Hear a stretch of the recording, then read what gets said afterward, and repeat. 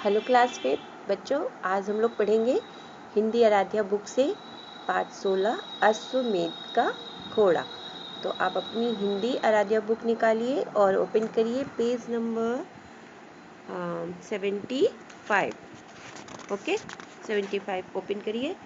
और बच्चों, ये आज लास्ट चैप्टर है आपका और हाफ ईयरली कोर्स कंप्लीट हो जाएगा।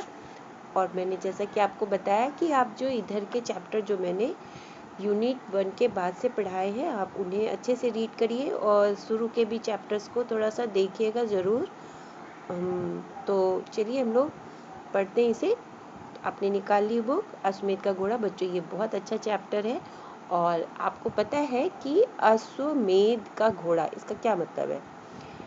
जो एक जैसे कि राजा पहले के होते थे, तो वो क्या करते थे कि जब उन्हें चक्रवर्ती सम्राट बनना होता था तो वो एक यज्ञ करवाते थे, अश्वमेध का यज्ञ करवाते थे। तो यज्ञ करते थे, उसके बाद उनको क्या करना होता था, उसके बाद एक घोड़ा जिसके गले में एक तख्ती लटका दी जाती थी और उस पर लिखा होता था कि यह अश्व, जो ये घोड़ा है, वह अमुक राजा का है और ये जिस भी राज्य से गुजरेगा वह इस राजा की संपत्ति हो जाएगी। जैसे कि जब वो राजा चक्रवर्ती सम्राट बनना चाहता था तो वो यज्ञ करवाता था, और यज्ञ होने के बाद, और यज्ञ जो है बच्चों, ये अपनी जो भी पूजा पाठ होता है तो उसको अपनी पत्नी के साथ ही करना होता है ना।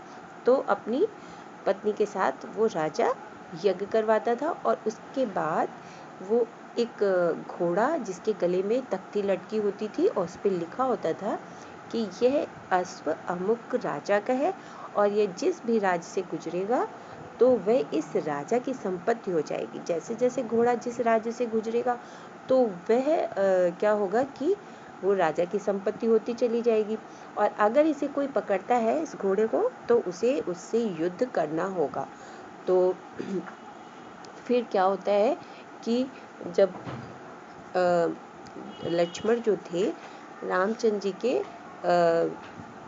जो भाई थे लक्ष्मण, उन्होंने सोचा कि अपने भाई को, श्री रामचंद्र जी को, चक्रवर्ती सम्राट बनाया जाए। तो उन्होंने ही ये प्रस्ताव रखा कि हम लोग अश्वमेध का यज्ञ करवाते हैं और फिर ये घोड़ा भी हम लोग उसको वो करेंगे, छोड़ेंगे। तो रामचंद्र जी तो इस बात के लिए तैयार नहीं थे, लेकिन लक्ष्मण जी की इच्छा थी तो किया गया। तो लेकिन जो सीता माता थी तो उस समय बच्चों वो वन में थी। जब अयोध्या से जब रामचंद्र जी रावण को मार करके जब अयोध्या वापस आए थे, तो उसके बाद वो कुछ ऐसा हुआ था ना कि वो सीता माता को जंगल में छोड़कर आए थे। तो वहाँ पर लवकुश का जन्म हुआ था ना, वाल्मीकि जी के आश्रम में लवकुश का जन्म हुआ था। तो सीता माता तब से वहीं पर थी। तो इसलिए उन्होंने उनका परित्याग कर दिया था सीता माता का, क्योंकि लोग तरह तरह की बातें बना रहे थे कि सीता माता इतने दिन रावण के साथ रहकर आई हैं। तो ये सारी बातें थी, इसलिए रामचंद्र जी ने कहा कि वो राजा थे, उन्होंने सोचा कि जो प्रजा है वो इस तरह की बातें ना करे, इसलिए उन्होंने सीता माता को जंगल में भिजवा दिया था और वो वहाँ वाल्मीकि जी के आश्रम में रह रही थी और वहीं पे लवकुश का जन्म होता है।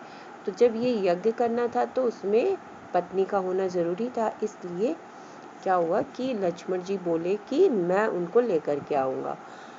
और कई लोग बोले कि उनकी जगह पर उनकी मूर्ति रख दी जाए सोने की बनवा करके, लेकिन लक्ष्मण जी को अच्छा नहीं लगा। उन्होंने कहा नहीं, मैं उन्हें मना करके लेकर आऊँगा। तो फिर वो वहाँ पे जाते हैं और सीता माता से बहुत प्रार्थना करते हैं, तब जा कर के उनको लेकर आते हैं। और फिर ये अश्वमेध का जो यज्ञ होता है, तो फिर देखिए बच्चों, अश्वमेध का यज्ञ होता है, उसके बाद वो लोग घोड़ा छोड़ते हैं और उसके बाद क्या होता है, चलिए हम लोग उसमें पढ़ते हैं पाठ में। तो आश्रम में देखिए, आश्रम में घोड़े का प्रवेश। फिर वो घोड़ा जब अश्वमेध का यज्ञ हो जाता है और राम जी और सीता माता उस घोड़े को छोड़ती हैं, तो वो घोड़ा हर राज्य से गुजरता हुआ जाता है। तो उसे कोई भी रोकने का प्रयास नहीं करता है। लेकिन जब यहाँ पर जहाँ लव कुश थे वहाँ पर घोड़ा आता है तो देखिए क्या होता है, देखिए लिखा हुआ है आश्रम में घोड़े का प्रवेश।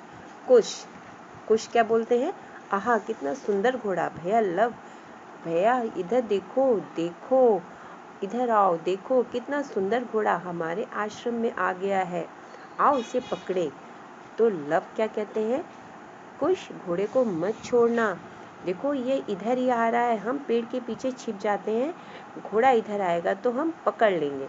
और कुश क्या कहते हैं, कितना समीप आ गया है, ये समीप मतलब पास आ गया है, अभी इसे पकड़ लेंगे, इस पर सवार होकर सारा वन प्रांत घूमेंगे। तो जो लव और कुश थे वो लोग बहुत ही बहादुर थे। तो देखिए अभी छोटे थे लेकिन उनका मन था कि इस घोड़े को हम लोग पकड़ लें। तो लव बोलते हैं, लो यह पकड़ा, कुश इस पर तो सोने की काठी है, उस घोड़े की जो काठी होती है जिस पर बैठते हैं।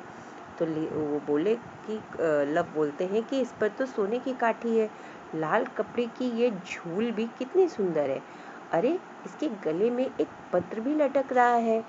तो नेपथ्य से आवाज, छोड़ दो, अश्वमेध का घोड़ा है, ऋषि पुत्रों इस घोड़े को मत पकड़ो। सैनिकों का प्रवेश, सैनिक जो थे वो बोल रहे थे कि छोड़ दो, ये अश्वमेध बोलने लगा कि ये बच्चे हैं और पकड़ लिया है, तो उनसे बोलते हैं कि छोड़ दो। तो लव बोलते हैं क्यों नहीं पकड़ेंगे, हमने तो घोड़ा पकड़ लिया है, हमें ये घोड़ा अच्छा लगता है, हम इसे अपने पास किसी आश्रम में रखेंगे।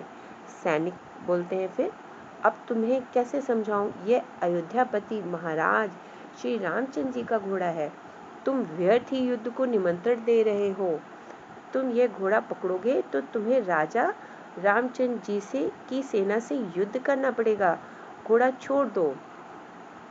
तो लव कुश बोलते हैं घोड़ा छोड़ दो, बस यही रट लगा रखी है, युद्ध से कौन भयभीत है, हम युद्ध करेंगे। तो फिर क्या होता है कि पेज टर्न करिए बच्चों। सैनिक, हम हाथ जोड़कर प्रार्थना करते हैं, वीर बालकों घोड़ा छोड़ दो। उनको लगा कि ये तो बच्चे हैं। तो लव क्या बोलते हैं, नहीं कभी नहीं। कुश घोड़े को वट वृक्ष जानते हैं ना, बरगद के पेड़, वट वृक्ष से बांध दो और युद्ध के लिए तैयार हो जाओ, पहला तीर मैं छोड़ता हूँ। धनुष पर तीर चढ़ाकर छोड़ता है, कुश भी घोड़ा बांध कर आ जाता है। तो लव ने क्या किया, धनुष पे तीर चढ़ाकर छोड़ा और कुश जो है वो घोड़ा बांध कर आ जाते हैं। सैनिक क्या कहते हैं, ऋषि पुत्रों तुमसे युद्ध करना पाप है, आश्रम में युद्ध नहीं होना चाहिए, तुम घोड़ा दे दो, हम लौट जाएंगे। सैनिक को लग रहा था कि ये तो ऋषि पुत्र हैं और इनको, क्योंकि वो आश्रम में रहते थे तो उन्हें लगा कि ऋषि पुत्र से युद्ध करना पाप है और आश्रम में तो युद्ध नहीं हो सकता, वहाँ तो आश्रम में तो ध्यान और ये सब होता था, इसलिए वहाँ पे युद्ध नहीं हो सकता। तो एक सैनिक, ऋषि पुत्रों यह पवित्र यज्ञ का घोड़ा है, बालक इसे नहीं पकड़ते। तो कुश क्या कहते हैं, क्यों नहीं पकड़ते, हमने तो इसे पकड़ा हुआ है, देखे तुम क्या करते हो। तो सैनिक बोलता है नहीं, ये घोड़ा कई सूरवीर राजाओं महाराजाओं की राज सीमा लांघ कर आया है। देखा बच्चों, वो घोड़ा जो था उसे किसी ने भी नहीं पकड़ा था, परंतु किसी ने इसे पकड़ने का साहस नहीं किया, तुम इसे पकड़ोगे। तो कुछ बोलते हैं सैनिक होकर युद्ध से भयभीत होते हो, उठाओ धनुष, मैं तीर छोड़ रहा हूँ।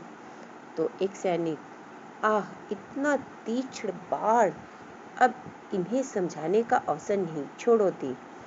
दोनों तरफ से घमासान युद्ध, सैनिक भागने लगते हैं। देखा, दोनों तरफ से युद्ध छिड़ जाता है और जो सैनिक है वो भागने लगते हैं और यहाँ इधर सिर्फ लव और कुश उनसे युद्ध करते हैं। लव कुश, देखा ऋषि पुत्रों का बल, भाग गए कायर, चलो घोड़े की सवारी करें। तो वो लोग ऐसे बोलते हैं कि तुम लोगों ने देखा ऋषि पुत्रों का बल और तुम लोग भाग गए कायर हो और हम लोग चलो घोड़े की सवारी करें। दोनों भाई घोड़े पर सवार होकर चले जाते हैं। अब देखिए दूसरा दृश्य क्या है। कुछ सैनिक, यह वन तो बहुत ही घना है, यहाँ दिन में भी अंधकार है, अरे घोड़े की टाप, यह आवाज इधर ही आ रही है। यह तो अश्वमेध का घोड़ा है। ये बालक इस पर कैसे सवार है? इधर कुछ सैनिक रहते हैं तो वन में, तो उन्हें घोड़े की आवाज सुनाई देती है और वो सैनिक जो थे वो तो भाग गए थे। तो शत्रुघ्न है, शत्रुघ्न बच्चों, रामचंद्र जी के छोटे भाई शत्रुघ्न क्या कहते हैं? पकड़ो पकड़ो, भागने ना पाए। अश्वमेध के घोड़े का इतना अपमान, और वह भी मेरे होते हुए। सैनिक, अरे इनके तीक्ष्ण बाणों का प्रहार असह्य है। इतने छोटे बालकों में इतना रण कौशल। कुछ सैनिक भूमि पर गिरने लगते हैं। शत्रुघ्न, आओ मेरे सम्मुख आओ, मेरे प्रहार का सामना करो। ऋषि पुत्रों, मैं शत्रुघ्न हूँ। तो फिर क्या होता है? चलिए पेज पलटिए। कुश, वह लगा तीर शत्रुघ्न के अंगरक्षक को और वह भागा शत्रुघ्न का घोड़ा। अरे अब सामने तो कोई है ही नहीं, कुश बोलते हैं। तो लव क्या बोलते हैं? अब तो सब भाग गए, चलो आश्रम में चलें, माँ को घोड़ा दिखाएंगे। आश्रम की ओर लौटते हैं। राम का अन्य सैनिकों सहित प्रवेश। रामचंद्र जी फिर आते हैं। राम, मैं अयोध्या का राजा राम ऋषि पुत्रों को प्रणाम करता हूँ। मैं तुम्हारे शौर्य का सम्मान करता हूँ। बालकों, घोड़ा छोड़ दो। लव कुश महाराज के चरणों में 2 तीर प्रणाम के लिए छोड़ते हैं। वो लोग 2 तीर उनके प्रणाम के लिए छोड़ते हैं उनके चरणों में। तो लव क्या बोलते हैं? महाराज, आपके चरणों में लव कुश का प्रणाम। सुना है जो यज्ञ का घोड़ा पकड़ता है, युद्ध में परास्त होने पर ही उसे लौटाता है। अभी हम परास्त नहीं हुए। परास्त का मतलब अभी हम हारे नहीं हैं। अपनी सेना को युद्ध की आज्ञा दीजिए महाराज। देखिए इनमें कितना साहस था। तो रामचंद्र जी कहते हैं, नहीं नहीं, ऋषि पुत्रों से युद्ध नहीं होगा। मेरी प्रार्थना पर विचार करो और घोड़ा लौटा दो। तो कुश क्या कहते हैं? युद्ध के बिना घोड़ा वापस नहीं मिलेगा। लव कुश तथा सैनिकों में युद्ध होता है। फिर क्या होता है? राम, कितने शूरवीर और तेजस्वी हैं ये बालक। अरे सेना तो पीठ दिखाकर भाग रही है। रण क्षेत्र खाली हो गया। तो लव कुश कहते हैं, महाराज अब आप ही धनुष उठाइए, हमारे प्रहार के लिए तैयार हो जाइए। जैसे ही दोनों धनुष पर बाण चढ़ाते हैं, सीता जी दौड़ती हुई आती हैं। सीता, नहीं नहीं लव कुश, नहीं, महाराज तुम्हारे पूज्य पिता है, इन पर बाण मत छोड़ना। तो लव कुश क्या कहते हैं? पिता, माँ, ये क्या कह रही हो?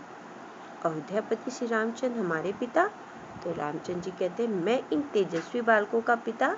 फिर सीता को देखते हैं। सीता सीता बोलते हैं। फिर क्या होता है?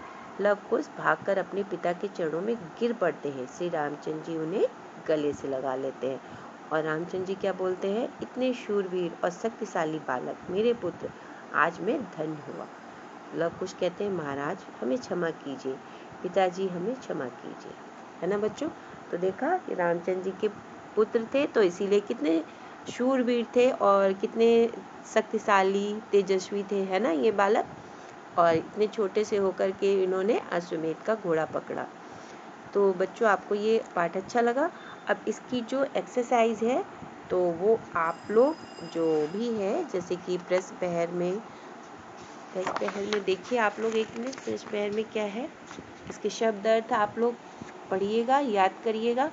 और प्रश्न पहर में है यही उपयुक्त सब चुनकर रिक्त स्थान भरिए।